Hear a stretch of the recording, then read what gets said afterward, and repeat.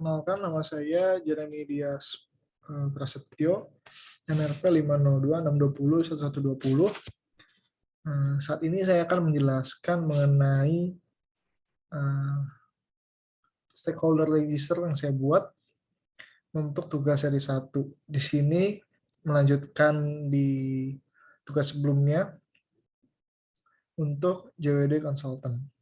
Di sini yang pertama ada Joko Prakorso sebagai CEO, di mana dia masuk kategori internal, perannya sponsor, lalu terdapat kontak emailnya, dan di sini tugasnya adalah sebagai inisiator proyek, menjadi sumber dana utama, dan melakukan controlling dan monitoring.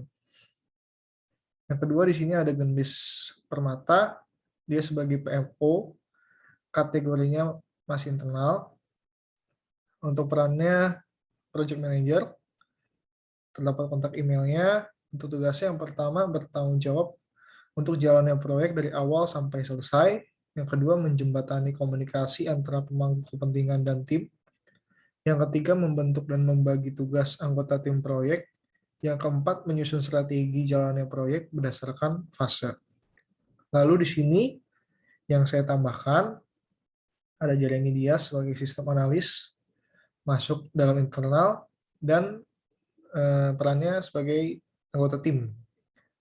Ada emailnya, lalu yang pertama tugasnya adalah menganalisa dan melakukan observasi kebutuhan pengguna dan sistem. Yang kedua memastikan setiap fitur yang ada di dalam sistem sesuai dengan kebutuhan pengguna.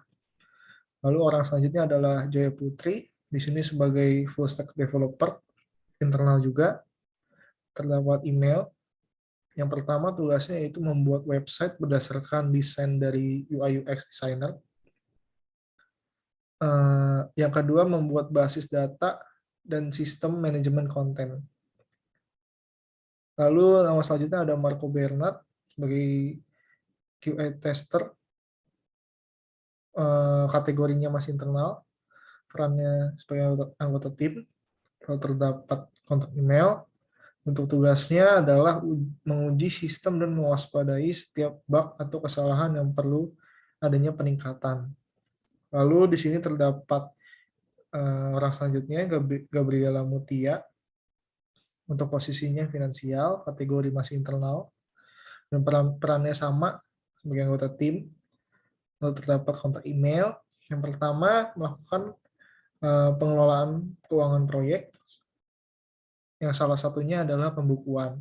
Yang kedua, memastikan proyek bisa mendapatkan profit dan selaras dengan kebutuhan pengguna. Dan yang ketiga, membuat laporan keuangan proyek yang nantinya diberikan ke pemangku kepentingan. Selanjutnya adalah Stefanus Manuel. Di sini posisinya network administration, kategori masih internal dan masih anggota tim. Lalu terdapat kontak email, dan tugasnya yang pertama adalah bertanggung jawab dalam sistem komunikasi pada proyek yang akan dibangun. Yang kedua, mempersiapkan dan memelihara dokumentasi konfigurasi jaringan dan tata letak kabel. Dan yang ketiga, memberikan pelatihan kepada calon pengguna. Keempat, memantau keamanan server. Lalu di sini saya letakkan terakhir ada Patrick Sevrian sebagai klien, di mana kategorinya adalah eksternal sebagai end user. Di mana di sini juga terdapat kontak emailnya, dan dia ini untuk melakukan testing pada sistem sebagai end user. Sekian untuk tugas yang saya buat. Terima kasih.